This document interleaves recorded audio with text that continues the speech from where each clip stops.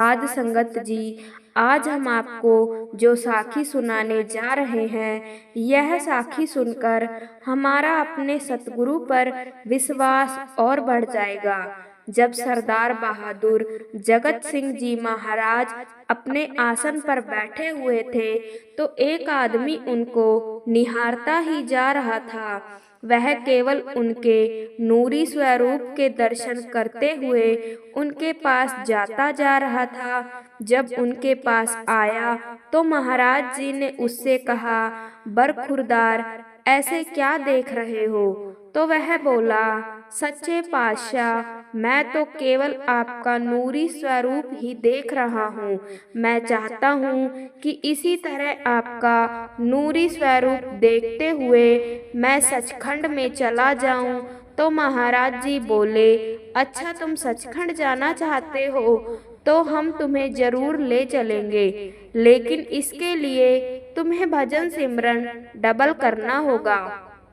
तो उस आदमी ने कहा, जी, कुछ पाने के लिए कुछ देना तो पड़ता है। महाराज जी ने कहा, तो फिर आप अपना टाइम दीजिए। उसने कहा, सच्चे पातशाह, जो आपका हुक्म मैं वैसा ही करूँगा, बस मुझे आप अपने साथ ले जाइए। तो महाराज जी ने कहा कि आपको भजन सिमरन का समय डबल करना होगा, मैं तुम्हें अपने साथ ले जाऊंगा। अगर यकीन नहीं करते तो लाओ हाथ दो, हम तुम्हें अभी दिखा देते हैं। उस आदमी ने जैसे ही हाथ आगे किया, उसकी आंखें बंद हो गई। जो नज़ारा उसे दिखाई दिया वह ऐसा था कि उसकी आंखें बंद थी और उसके चारों ओर रोशनी ही रोशनी थी और वह किसी नए स्थान पर पहुंच गया। वह बोला, सच्चे पातशाह, बस मुझे आप अपने साथ जरूर ले जाना।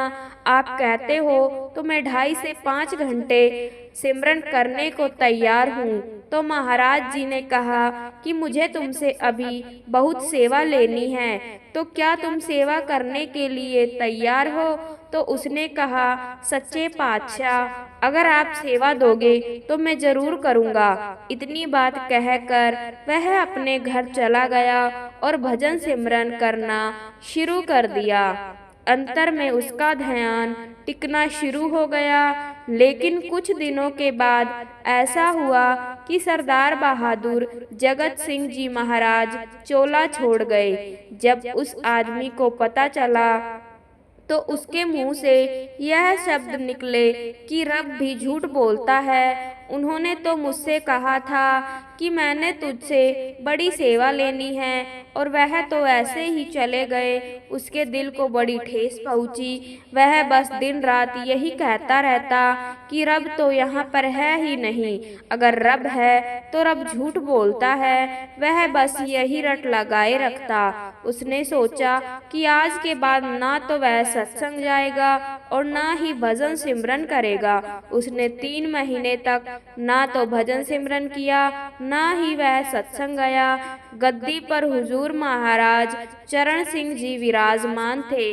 करीब 3-4 महीने के बाद उस आदमी को रात को करीब 3 बजे एक सपना आया, जिसमें उसको किसी ने आवाज लगाई और कहा, मलकीत सिंह, तुम भजन सिमरन क्यों किया करो और सत्संग जाया करो, तुमसे अभी बहुत सेवा लेनी है। वह झटपट उठा। उसने देखा सामने चरण सिंह महाराज जी का स्वरूप था और जैसे ही उसने उस चेहरे को देखना शुरू किया, वह चेहरा सरदार बहादुर जगत सिंह जी के स्वरूप में बदल गया। अगले ही पल उसने फैसला कर लिया कि कल से वह सत्संग में भी जाएगा और भजन सिमरन सेवा भी करेगा। सुबह उठा तो सबसे पहले वह सत्संग में गया। 3-4 महीने लगातार वह ऐसे ही सत्संग में जाता रहा और भजन सिमरन करने लगा। वही नूरी स्वरूप बार बार उसके सामने आता।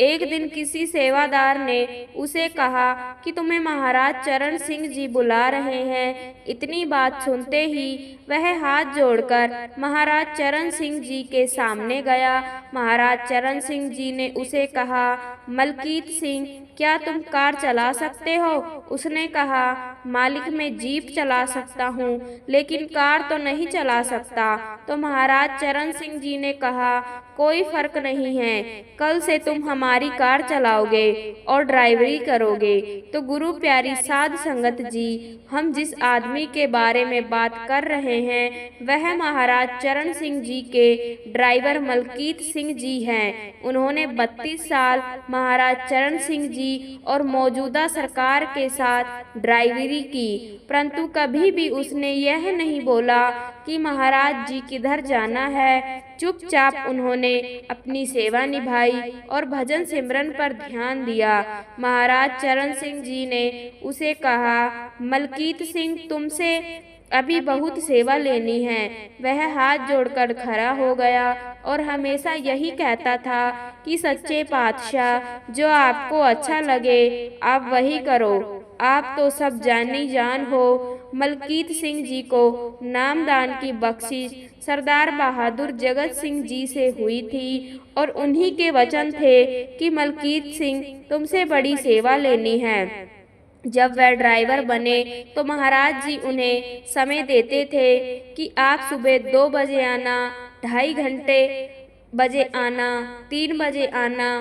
तो मलकीत सिंह जी आधा घंटा पहले पहुंच जाते, लेकिन कभी भी उन्होंने महाराज जी से यह नहीं कहा कि महाराज जी किधर जाना है। जब भी महाराज जी बैठते तो केवल हाथ से इशारे करते कि हमें इधर जाना है और उधर जाना है। मलकीत सिंह की शादी हुई तो मलकीत सिंह के घर में एक लड़के ने जन्म लिया। लड़का बड़ा हुआ तो पता चला कि वह लड़का बोल नहीं सकता। मलकीत सिंह की पत्नी रोज उसे बोलती कि आप महाराज जी से बात करो, हमारा बेटा तो बात ही नहीं करता, बोलता ही नहीं है। तो मलकीत सिंह जी ने एक कान से सुनते और दूसरे कान से निकाल देते। उन्होंने कभी भी महाराज जी के सामने यह बात नहीं रखी। वह कहते थे, वह तो रब है, उन्हें क्या बताना। अगर रब को भी बताना पड़े तो वह रब नहीं।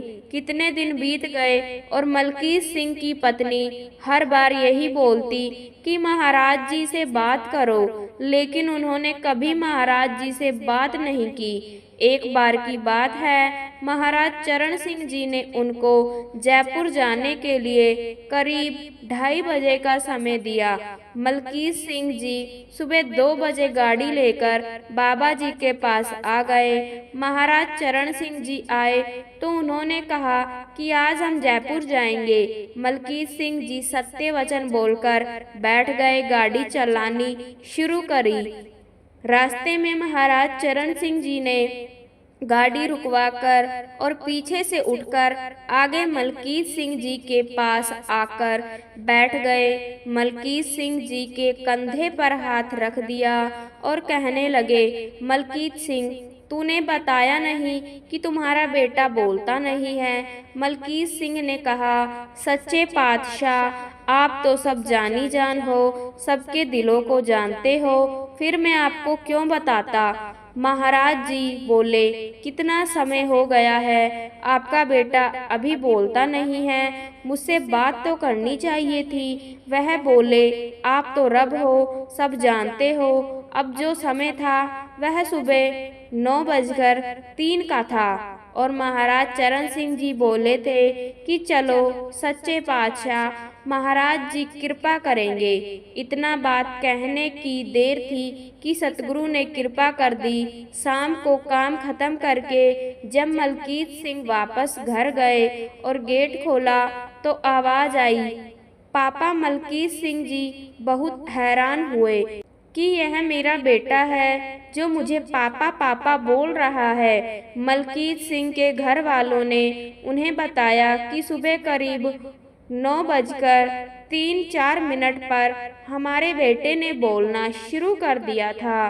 तो मलकीत सिंह ने कहा कि करीब घड़ी में 9:03 ही हुए थे जब महाराज जी ने कहा था कि वह कृपा करेंगे, तो 9:03 पर ही उन्होंने कृपा कर दी। एक बार चरण सिंह जी महाराज बिना बताए दोपहर को मलकीत सिंह जी के घर तशरीफ ले गए। उन्होंने देखा कि महाराज जी आए हैं तो जल्दी जल्दी 2 कुर्सियां लगा दी और उनको बैठने के लिए कहा। मलकीत सिंह जी ने कहा कि महाराज जी आपने तकलीफ क्यों की, मुझे बुला लेते, मैं आ जाता। तो महाराज जी ने कहा, नहीं मलकीत सिंह, आज हमें आना था। तो वह बैठ गए। तो महाराज जी और मलकीत सिंह जी वहाँ कॉफी पी। महाराज जी ने मलकीत सिंह को कहा, आप अब चाहे भजन सिमरन करो या ना करो, आपका भजन सिमरन पूरा है। तो यह बात जब मलकीत सिंह ने सुनी तो उन्होंने कहा, महाराज जी अगर मेरा भजन सिमरन पूरा है तो फिर मुझे ले जाओ। तो उन्होंने कहा, ले जाएंगे, लेकिन अभी तुम्हारा टाइम बाकी है। तो मलकीत सिंह जी ने वैसे ही कहा कि आप ले तो जाओगे ना।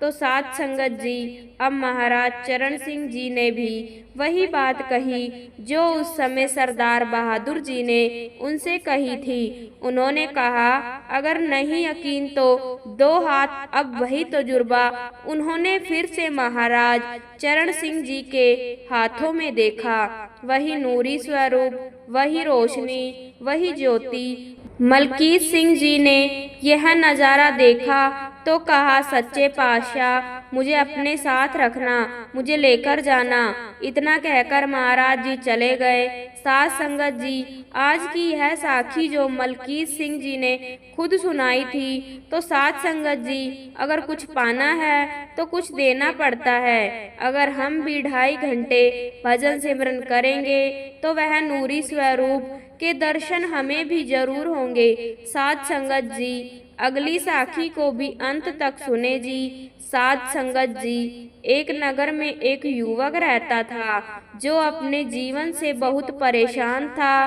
क्योंकि जब भी वह किसी चीज की इच्छा करता तो उसकी इच्छा हमेशा अधूरी रह जाती। वह जो भी चाहता था उसे कभी नहीं मिलता, लेकिन वह जो नहीं चाहता था वह उसे अवश्य मिल जाता था, और इसी कारण वह बहुत परेशान था। और एक दिन वह एक बार से कहीं जा रहा था, तभी रास्ते में उसे एक आश्रम दिखाई दिया। उस आश्रम में एक गुरु अपने सभी शिष्यों को उपदेश दे रहे थे। वह कह रहे थे कि इच्छा हमें बहुत सोच समझकर करनी चाहिए, क्योंकि देर सवेर वह इच्छा पूरी जरूर होती है। अर्थात हमारे जीवन में जो कुछ भी हो रहा है वह सब हमारी इच्छाओं का ही परिणाम है। यानी अगर आपके साथ कुछ गलत हो रहा है तो वह भी आपकी इच्छा का ही परिणाम है, और यदि आपके साथ कुछ अच्छा हो रहा है तो वह भी आपकी इच्छा का ही परिणाम है। वह युवक चुपचाप उन गुरु की सारी बातें सुन रहा था। जैसे कि उन गुरुवर ने यह बातें कही, वह तुरंत उन गुरुवर से कहता है, हे गुरुवर, क्षमा कीजिएगा, किंतु जो आप कह रहे हैं वह बिल्कुल गलत है। आपने जो कुछ भी कहा वह असत्य है। उस युवक के इतना कहने पर वहां पर उपस्थित हर कोई वह उस युवक की तरफ ध्यान से देखने लगता है, और तभी वह युवक उन गुरुवर से कहता है, हे गुरुवर, यदि आप सत्य कह रहे हैं, यदि हमारी इच्छाएं इतनी शक्तिशाली होती है तो हमारी सारी इच्छाएं क्यों नहीं पूरी होती? जो भी हम दिन रात सोचते हैं वह आखिर पूरा क्यों नहीं होता? और वैसे भी कोई भी व्यक्ति अपने बारे में बुरा क्यों सोचेगा? वह अपना बुरा क्यों चाहेगा? किंतु फिर भी अधिकांश लोगों के साथ हमेशा बुरा ही होता है, ऐसा क्यों? इस पर गुरु मुस्कुराने लगे और उस युवक से कहते हैं, यह बात बिल्कुल सही है कि हमारी जिंदगी में जो कुछ भी चल रहा है वह सब हमारी इच्छाओं का ही परिणाम है। पर हम इस बात को स्वीकार नहीं करना चाहते और हम इन बातों को इसलिए स्वीकार नहीं करते क्योंकि हम तो अपने बारे में हमेशा अच्छा ही चाहते हैं, हम अपना भला ही चाहते हैं, हम तो हमेशा खुशियाँ और सुख ही चाहते हैं, लेकिन उसके बावजूद भी हमें दुख ही प्राप्त होता है। इसका कारण भी हमारी इच्छाएं ही है। आगे गुरुवर उस युवक से कहते हैं, इच्छा क्या होती है, इसे थोड़ा समझने का प्रयास करो। हमारे शरीर में जो इंद्रियां हैं और यह सभी इंद्रियां अपने अपने क्षेत्र में बाहरी दुनिया की चीज़ों को समझने का प्रयास करती है।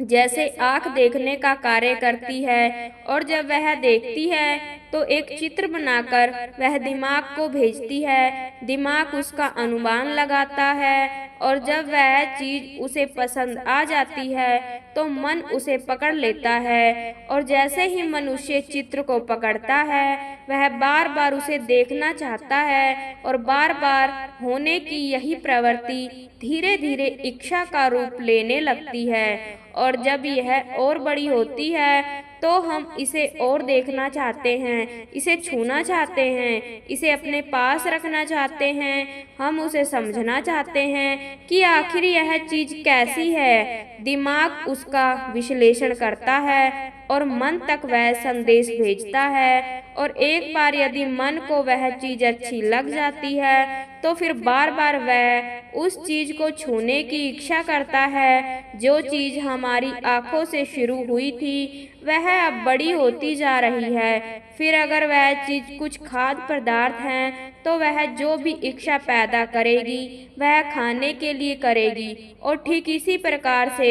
हमारी सारी इंद्रियां बाहर से जानकारी इकट्ठा करती है और दिमाग को भेजती रहती है और वह सारी बातें, वह सारी जानकारियां दिमाग से होकर मन तक पहुंचती है और उन सब के आधार पर ही हमारे मन में इच्छा पैदा होती है। आपकी इंद्रियों की लालसा ही आपके मन में इच्छाओं का रूप धारण करती है। किंतु अब ऐसा भी नहीं है कि आपकी इंद्रियां बुरी चीज़ों को आकर्षित करती है, नहीं, वह तो केवल अपने विषयों की तरफ भागती है, उनकी तरफ आकर्षित होती है। जैसे हमारे कान सुनने का काम करते हैं वैसे ही हमारी जीभ भी कान का कार्य नहीं कर सकती और ना ही हम हमारे कान हमारे हाथों का कार्य कर सकते हैं। यह सारी गड़बड़ आपके मन के स्तर पर होती है। आगे गुरुवर उस युवक को समझाते हुए कहते हैं, बेटा, हम सभी का शरीर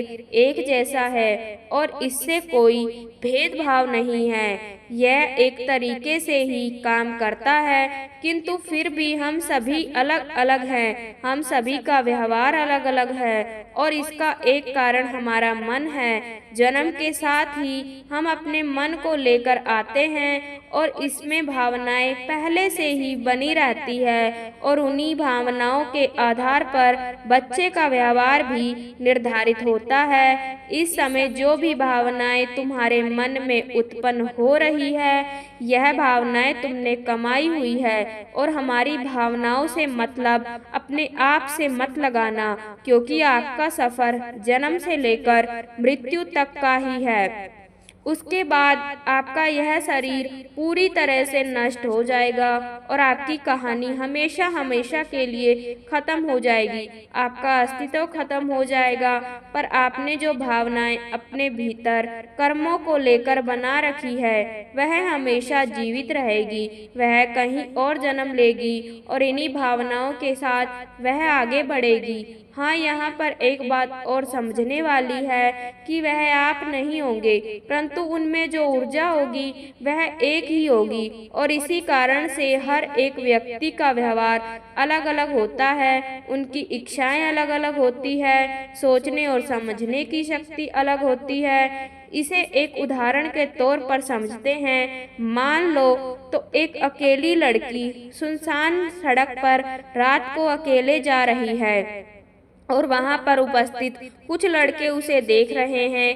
देखने का कार्य सभी कर रहे हैं। देखने का कार्य उनकी आंखें कर रही है और उन सभी की आंखें एक ही तरह से दिमाग को संकेत भेजती है, किंतु उनका दिमाग अलग अलग निष्कर्ष निकालता है। कोई उसी लड़की को अपनी माँ के रूप में देखता है तो कोई उसी लड़की को अपनी बहन के रूप में देखता है, जिस कारण उन्हें यह चिंता सताने लगती है कि पता नहीं यह अकेली लड़की अकेले घर कैसे पहुंचेगी। वहीं पर कोई व्यक्ति उसकी खूबसूरती का कायल हो जाता है और उसकी भावनाएं उसके मन में तरह तरह के विचार उत्पन्न करती है कि काश यह उसकी पत्नी बन जाए। वहीं पर कोई व्यक्ति उस लड़की को काम वासना की नजरों से देखता है। वह उसके कपड़े से ढके हुए बदन को घूरता है और वहीं पर कोई ऐसा व्यक्ति है जो उसे देखकर भी अनदेखा कर दे रहा है, क्योंकि उसे इस बात से कोई फर्क नहीं पड़ता। वह उसके बारे में सोच तक नहीं रहा, क्योंकि उसका मन किसी और चीजों में व्यस्त है। उसके मन में तरह तरह की समस्याएं और चिंताएं भरी हुई है। तो यहाँ पर कहने का अर्थ यह है कि यहाँ पर आंखों से फर्क नहीं पड़ता, बल्कि मन में उठ रही उन भावनाओं से फर्क पड़ता है। इसी प्रकार आपके आसपास क्या हो रहा है इससे फर्क नहीं पड़ता, पर उसे देखकर आप क्या समझते हो इस बात से जरूर फर्क पड़ता है। वास्तविकता में हमारा मन ब्रह्मांड से जुड़ा हुआ है और यह सर्वशक्तिमान का घर है जो सब कुछ संचालित कर रहा है, परंतु वह कुछ नहीं कर पाता, क्योंकि आपके मन में पहले से ही बहुत सारी जानकारियां भरी पड़ी है। आपका मन इच्छा, कामना, वासना और यहाँ तक कि अनेक प्रकार के विचारों से भरा पड़ा है और हर रोज यह भावनाएं, यह विचार गुणात्मक रूप से बढ़ते जा रहे हैं और इनका कोई अंत भी नहीं है। उदाहरण के लिए मान लीजिए आप किसी कक्षा में प्रवेश करते हैं जहां बच्चे लगातार शोर मचा रहे हैं और उन्हें नियंत्रित करने के लिए वहां पर कोई भी अध्यापक नहीं है। ऐसी अवस्था में जब बच्चे शोर मचा रहे हैं तो आप किसी की बात अच्छी तरह से समझ नहीं पाएंगे। यहाँ पर कौन क्या कह रहा है यह आपको समझ में आएगा ही नहीं,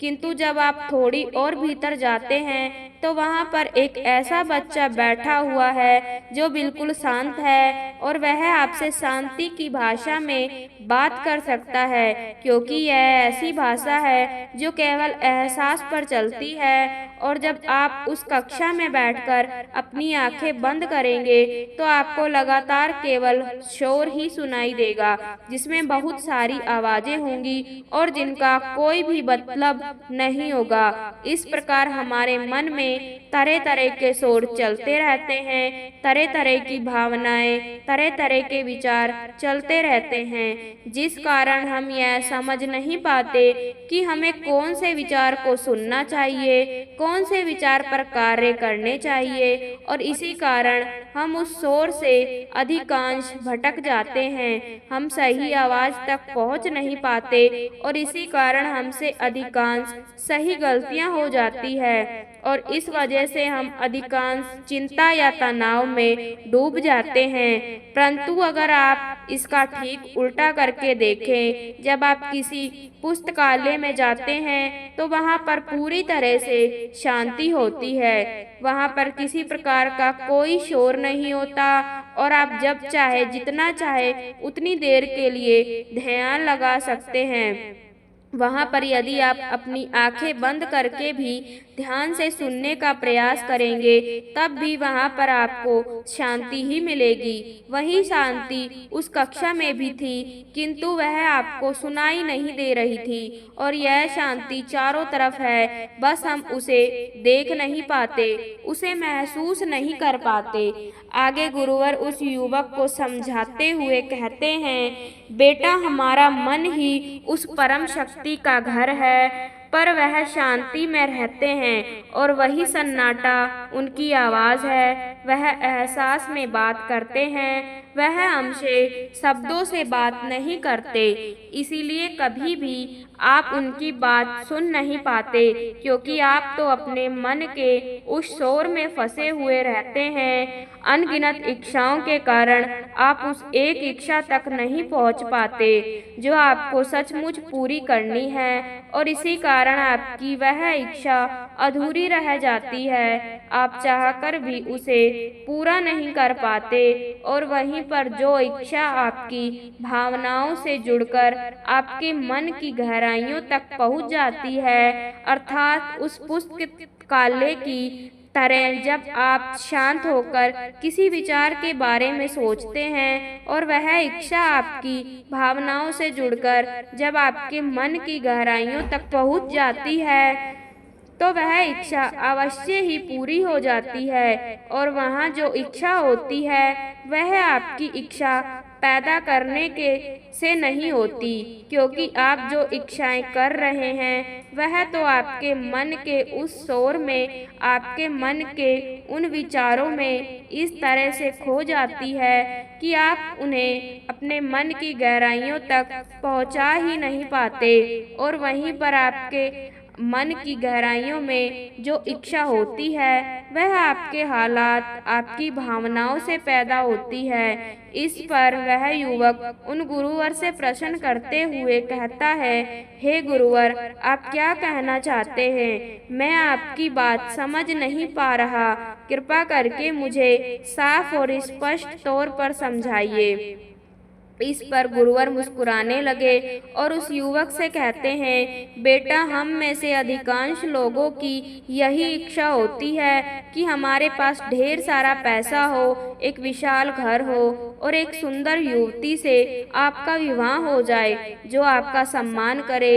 इसी प्रकार आपकी कई सारी बड़ी बड़ी इच्छाएं होती है, लेकिन उन्हीं इच्छाओं के नीचे कुछ छोटी छोटी इच्छाएं भी होती है, और उन छोटी छोटी इच्छाओं के नीचे भी बहुत सारी और भी छोटी छोटी इच्छाएं होती है। इसी तरह से इन सभी इच्छाओं का एक दलदल सा बन जाता है, और यह आपके मन के ऊपरी हिस्से में शोर मचाती रहती है। और यही कारण है कि जब आप किसी बात को समझने की कोशिश करते हैं तो उससे पहले आपको यह शोर सुनाई देता है और आप किसी और बात में फंस जाते हैं और कहीं और बह जाते हैं। आपने तो पैसा कमाना चाहा था, लेकिन आपके उन विचारों ने आपको कहीं और ही पहुंचा दिया, और इसका एकमात्र कारण है कि आपकी इच्छाओं का एक पूरा दलदल आपस में उलझा पड़ा है। इतनी सारी इच्छाओं का एक साथ पूरा होना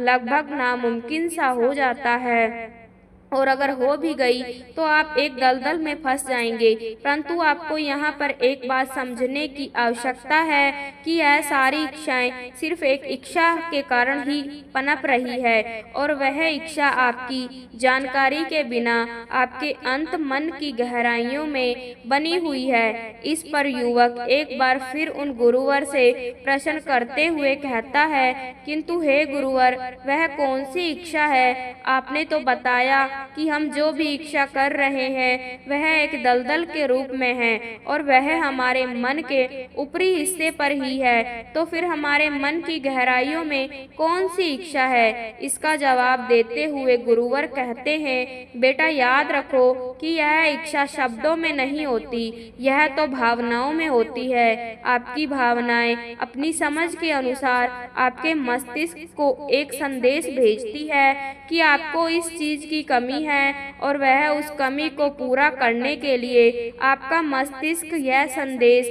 आपके मन तक पहुंचा देता है, और फिर आपकी भावनाएं इस इच्छा पर और भी इच्छाएं निर्मित करती चली जाती है। इस कारण अंत में हमारी यह इच्छा पूरी हो जाती है कि आपके पास कोई कमी है, और हमेशा ही हमारे पास कुछ ना कुछ कम होता ही है। फिर हम चाहे कितनी भी ऊंचाइयों तक क्यों ना पहुंच जाएं, फिर चाहे हमारे पास कितना भी पैसा या बड़ा घर क्यों ना हो, लेकिन हमेशा आपके पास कुछ ना कुछ कमी रह ही जाती है।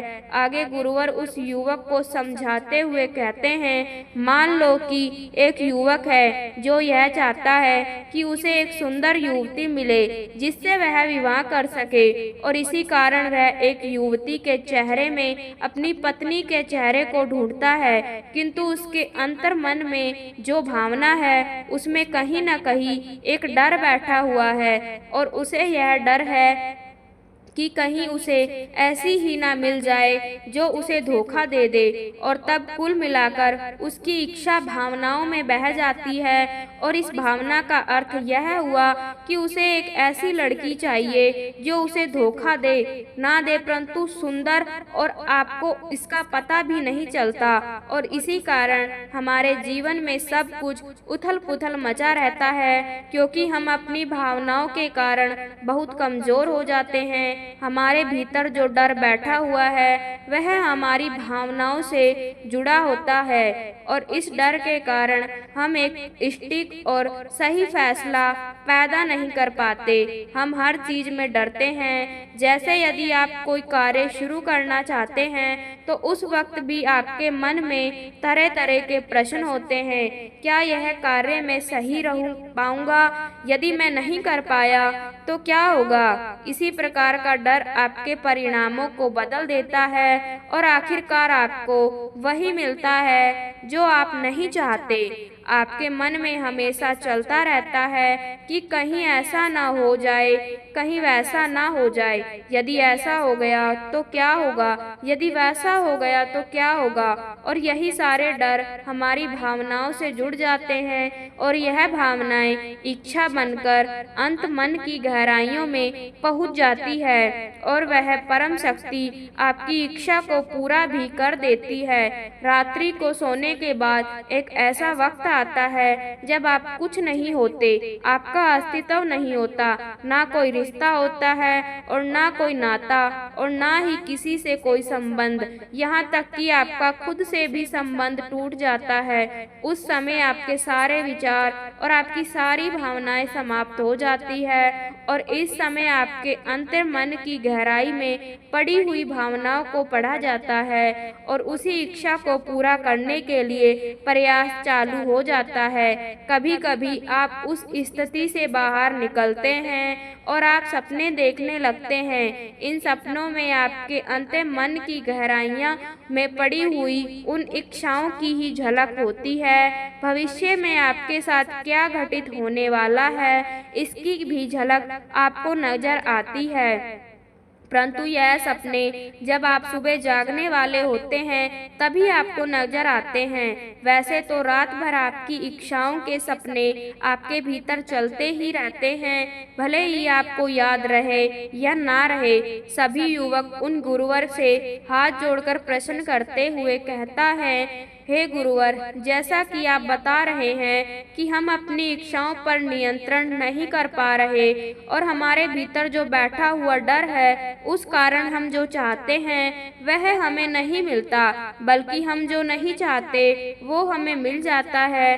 तो कृपा करके मुझे कोई ऐसा मार्ग बताइए जिससे हम अपनी इच्छाओं पर नियंत्रण कर सके, जिसे हम जो चाहते हैं उस तरह की सटीक भावना उत्पन्न कर सके जो हमारे अंतर मन की गहराइयों तक पहुंच सके।